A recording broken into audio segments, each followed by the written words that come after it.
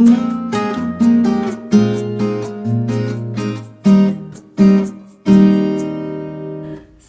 warahmatullahi wabarakatuh. Halo teman-teman semua, kenalin nama gue Nuha. Di sini gue baru dan ini video pertama gue.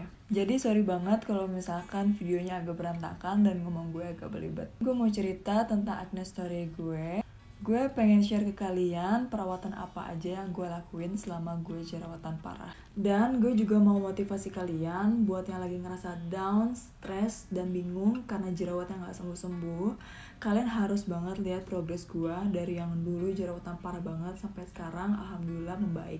Gue mau nunjukin di sini kalau misalkan gue aja bisa, kalian juga pasti bisa. Oh ya, sorry banget sebelumnya, mungkin video ini bakal jadi panjang banget dan gue bakal bagi ke dalam 2 part. Tapi please banget kalian harus nonton video ini dari awal sampai akhir dan jangan ada yang di skip karena banyak banget hal yang mau gue sampein. Oh iya, sebelumnya gue mau disclaimer dulu kalau misalkan semua produk klinik kecantikan ataupun dokter yang gue maksud di video ini yang gak cocok sama gue itu bukan berarti jelek. Oke, tolong digarisbawahi. Di sini gue cuma menyampaikan gimana reaksinya terhadap kulit gue karena skincare itu cocok-cocokan. Jadi balik lagi gimana kondisi kulit kita masing-masing. Produk yang gak cocok sama gue belum tentu gak cocok di kalian. Begitu pula sebaliknya. Jadi kalau misalkan kalian mau nyoba produk tersebut silahkan coba aja. Tapi please banget perbanyak referensi dan review. Dan yang paling penting ketika kalian mau nyoba suatu produk baru, kalian harus siap terhadap konsekuensinya kalau nanti produk tersebut gak cocok sama kalian. Terus gue juga mau jelasin di sini kalau gue itu bukan expert, gue bukan dermatologis, dokter kulit, SPKK, you name it, dan gue juga bukan ahli di bidang kecantikan ataupun kesehatan. Jadi semua yang gue sampaikan di sini itu pure semuanya berdasarkan pengalaman pribadi gue. Jadi dalam perjalanan jerawat gue di sini kebanyakan gue pakai perawatan dari klinik kecantikan dan juga dokter kulit. Sebelumnya gue mau jelasin dulu apa sih bedanya klinik kecantikan dengan dokter kulit. Jadi di klinik kecantikan itu dia ada dokternya juga. Cuma dokternya itu biasanya dikenal dengan istilah dokter kecantikan atau dokter estetika. Apa sih yang dimaksud dengan dokter kecantikan atau dokter estetika? Nah, menurut referensi yang gue baca nih, dokter kecantikan itu sebenarnya dokter umum. Cuma mereka itu udah ngambil kursus di bidang kecantikan atau estetika. Jadi misalkan kayak penggunaan laser, kemudian cara botox dan lain-lain yang berhubungan dengan estetika atau penampilan. Tapi kalau gue perhatiin beberapa di klinik kecantikan sekarang itu mereka juga menyediakan dokter kulit atau SPKK. Nah, sekarang gue mau jelasin apa sih dokter kulit itu. Dokter kulit atau biasa kita kenal dengan istilah SPKK, spesialis kulit dan kelamin, merupakan dokter yang sudah menempuh pendidikan formal atau spesialis di bidang kulit dan kelamin. Jadi, ilmunya itu lebih mendalam karena mereka sudah mempelajari seluk-beluk mengenai kesehatan kulit dan kelamin. Dokter kulit ini lebih ahli atau lebih expert di bidang kulit dan kelamin. Jadi kalau misalkan kalian bingung nih antara harus ke klinik kecantikan atau ke dokter kulit, balik lagi ke keluhan kalian. Kalau misalkan keluhan kalian cuma sebatas estetika atau penampilan, misalkan kayak mau ngilangin kerutan, kemudian mau nirusin pipi, itu kalian ke klinik kecantikan aja sudah cukup. Tapi kalau misalkan kalian punya keluhan penyakit yang berat, misalkan kayak jerawat parah, terus juga eksim atau rosacea, itu kalian wajib banget datang ke dokter kulit. Oh iya, sebelum kalian lanjut nonton, jangan lupa subscribe dulu channel YouTube ini, karena nantinya gue bakal bikin video-video lainnya sharing masalah jerawat. Sebelumnya gue mau jelasin dulu kondisi kulit gue sekarang. Jadi kalau sekarang itu gue masih ada jerawat di 1-2, apalagi kalau misalkan gue lagi mens. Dan bekas jerawat gue juga masih cukup banyak dan teksturnya juga masih belum halus. Kondisi gue sekarang juga masih dalam proses penyembuhan. Cuma ya nggak apa-apa, gue mau share aja ke kalian. Siapa tahu kalian cocok juga sama produk yang gue pakai dan kita bisa berprogres bareng. Oke, jadi gue akan mulai cerita pengalaman jerawat gue dari awal sampai dengan kondisi gue sekarang. Awal gue jerawatan itu sebenarnya sekitar SMP tahun 2011. Jadi awalnya itu cuma kayak jerawat puber gitu. Di situ gue cuma pakai produk biasa lah kayak yang ada di minimarket ataupun apotek. Kayak misalkan Agnes, terus juga Clean and Clear, Pond's, terus Mustika Ratu, Sari Ayu, semuanya tuh gue udah coba banget. Tapi hasilnya tuh nihil gitu loh, kayak jerawat gue tuh nggak membaik juga. Terus karena kondisi kulit gue nggak membaik, akhirnya gue minta ke orang tua gue buat dibawa ke dokter.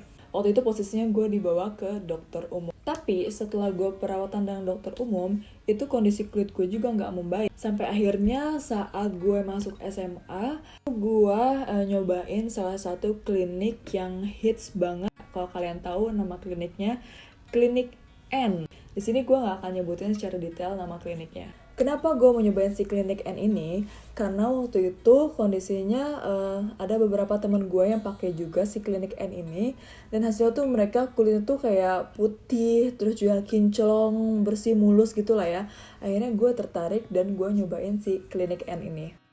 Tapi sayangnya baru aja gue make sekitar seminggu kurang, itu kulit gue langsung bereaksi negatif. Jadi tuh kayak langsung muncul beruntus-beruntus, terus juga cloak pores yang hitam-hitam kayak gitu.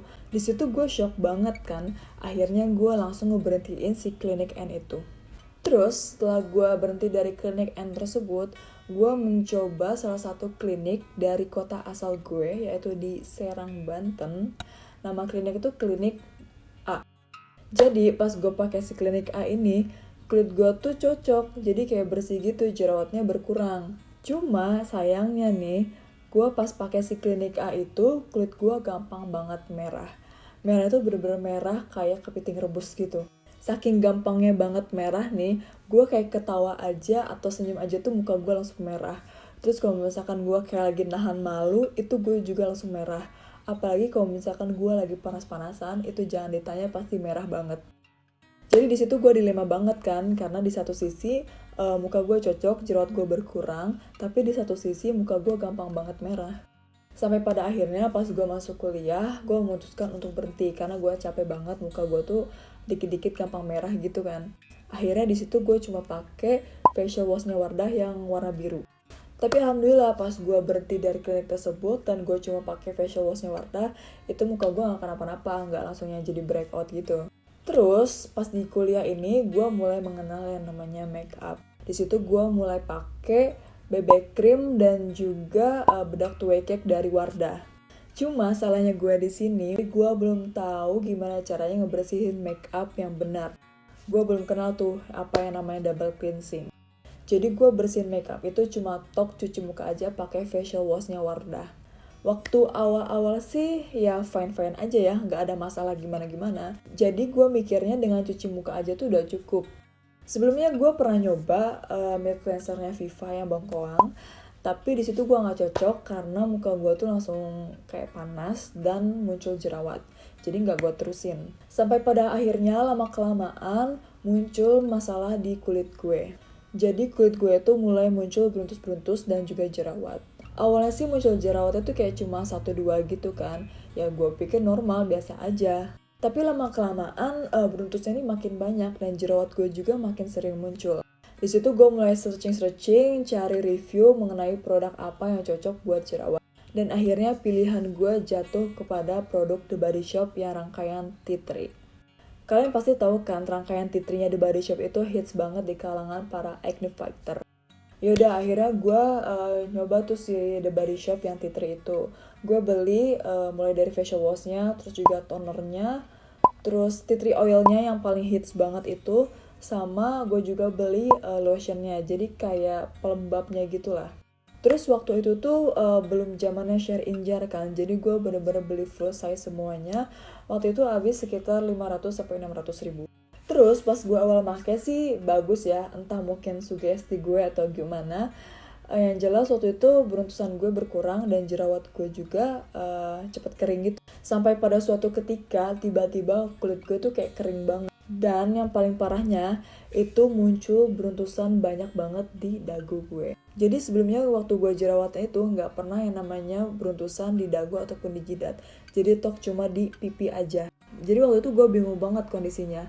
Gue mikir apakah ini gue purging atau bukan. Tapi kalau misalkan purging, kenapa terjadinya itu di pertengahan gue pakai? Karena biasanya purging itu terjadinya di awal pemakaian kan. Sampai pada akhirnya gue mencoba positive thinking, akhirnya gue terusin pakai The Body Shop itu. Di samping itu karena produknya mahal banget juga dan gue baru pakai sedikit, jadi ya gue terusin aja.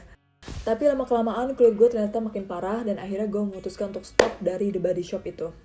Dan sejak saat itu gue anti banget sama yang namanya tea tree. Jadi gue gak pernah mau tuh nyobain produk apapun, se-hype gimana pun, kalau misalkan kandungannya ada tea tree-nya. Karena gue takut banget nanti gue bakal breakout lagi kayak waktu itu. Dan kalian harus tahu, dagu gue ini sampai sekarang masih sering breakout di tempat yang sama kayak waktu dulu. Gue juga gak ngerti kenapa. Jadi penting banget nih buat kalian kalau misalkan abis nyoba suatu produk baru dan tiba-tiba kalian breakout, kalian harus cek dulu ingredients apa di dalam produk tersebut yang bikin kalian breakout. Jadi nantinya kalau misalkan kalian mau nyobain produk lain, kalian harus hindari produk tersebut yang bikin kalian breakout. Yang di sini gue mau tunjukin kondisi kulit gue waktu terakhir kali gue berhenti pakai si The Body Shop ini. Kalian bisa lihat kan di situ di dagu gue banyak banget jerawat-jerawat aktif gitu. Ini baru jerawatnya aja. Sebenarnya itu beruntusannya juga banyak banget. Dan bekasnya tuh banyak banget hitam-hitam gitu kan. Terus dari si The Body Shop ini gue mencoba salah satu klinik kecantikan. Klinik yang cukup hits di Bandung. Kita sebut saja kliniknya Klinik L. Kalian masih tahu kan? Kenapa gue tertarik mencoba si Klinik L ini? Karena Klinik L ini dia di-endorse sama selebgram hijabers. You name it lah, banyak banget kan.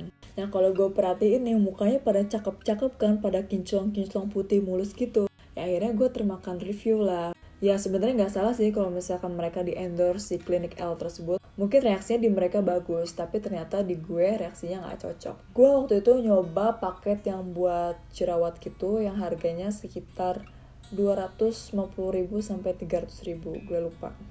Nah ternyata kulit gue gak cocok tuh, yang ada kulit gue malah makin parah, malah makin tambah beruntusan dan jerawatan.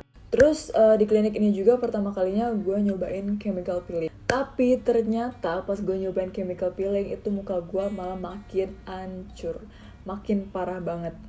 Jadi kayaknya gue gak cocok sama chemical peeling karena kulit gue tuh kayaknya terlalu sensitif gitu.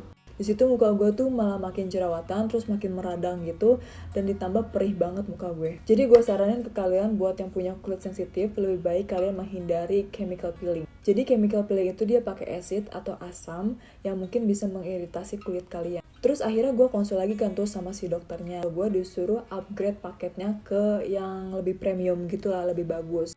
Waktu itu harga paketnya sekitar 500-600 ribu. Dengan harapan karena paketnya lebih mahal, mungkin hasilnya juga akan lebih bagus.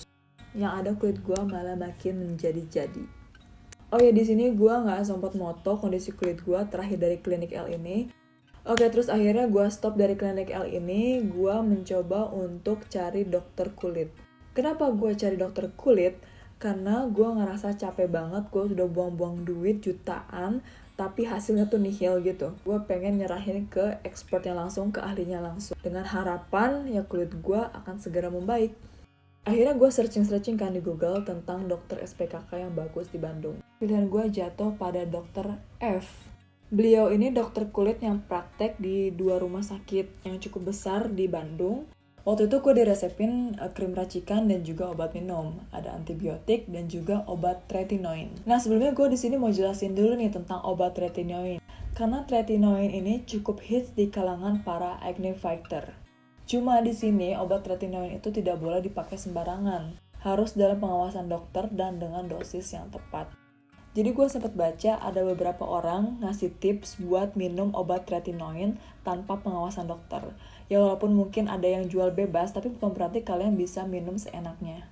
Gue mau jelasin dulu nih tentang tretinoin berdasarkan referensi dari dokter kulit yang gue dapat.